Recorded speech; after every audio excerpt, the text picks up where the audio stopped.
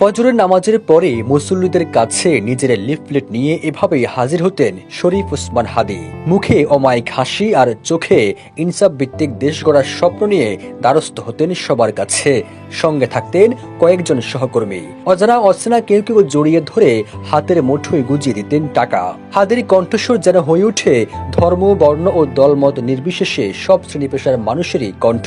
প্রতিবাদী এক বিক্ষোভে তিনি বলেছিলেন, জান দেব তবুও জুলাই দেব না।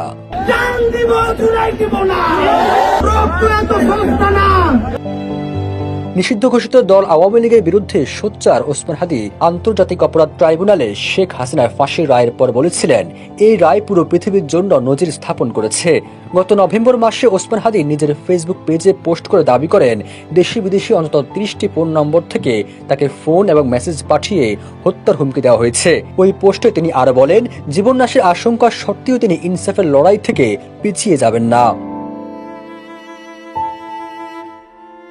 ইনসাফের এই লড়াইয়ে গুলি করার আগ পর্যন্ত থামবেন না বলে স্পষ্ট করে বলেছিলেন ওসমান হাদী। তবে এবার সত্যি তাকে গুলি করে থামিয়ে দেওয়া হয়েছে। তিনি বলেছিলেন, যদি কখনো হত্যাকাণ্ডের শিকার হন তবে তাকে যেন ধরে বিচার করা হয়। যতক্ষণ না পর্যন্ত বুকে বা মাথায় গুলি চলবে ততক্ষণ পর্যন্ত আমরা কোনো স্ট্রাগল মনে করি না, এবং এক্সট্রা কোনো সিকিউরিটি লাগবে না। শুধু আমাদেরকে যদি কেউ গুলি করে মেরে ফেলে তাকে যেন ধরে বিচার করা হয়।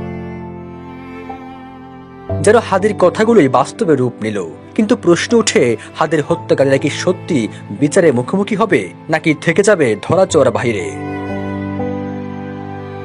ভারতীয় আধিপত্যবাদ বিরোধী আন্দোলনের সবসময় ছিলেন প্রতিবাদের মুখর। তিনি ছিলেন বাংলাদেশের তরুণ রাজনৈতিক কর্মী, বক্তা এবং জুলাই গণ অভ্যুত্থান পরবর্তী সময়ে আত্মপ্রকাশ করা ইনকিলাব মঞ্চের মুখপাত্র। স্বল্প সময়ের মধ্যে তিনি রাজপথ, ক্যাম্পাস ও সামাজিক যোগাযোগ মাধ্যমে স্পষ্ট অবস্থান নিয়ে আলোচনার কেন্দ্রে উঠে আসেন। সব শ্রেণী পেশার মানুষের কাছে হয়ে ওঠেন অতি প্রিয়জন। ইনসাফ প্রতিষ্ঠার লড়াইয়ে ঢাকা ৮ আসনে সম্ভাব্য প্রার্থী হয়েছেন। সেই লক্ষ্যে এই আসনে বিভিন্ন এলাকায় কয়েকজন সহকর্মীকে সাথে নিয়ে ভোটারদের দ্বারা দ্বারে ছুটে চলছেন। সেই ধারাবাহিকতায় গত 12 ডিসেম্বর জুমার নামাজের পরে গণসংযোগে বের হন। ঠিক তখনই রিকশা থাকা ওসমান হাদীকে গুলি করা হয়। গুরুতর আহত অবস্থায় হাদীকে প্রথমে ঢাকা মেডিকেল কলেজ হাসপাতালে, পরে নেওয়া হয় এভার কেয়ার হাসপাতালে। সেখান থেকে উন্নত চিকিৎসার জন্য নেওয়া হয় সিঙ্গাপুরে। সেখানে 18 ডিসেম্বর রাতে অস্ত্রোপচার শেষে মারা যান ইনকিলাব মঞ্চের মুখপাত্র শরীফ ওসমান হাদী। সবুজ আলম, নিউজ ডেস্ক, ইত্তেফাক।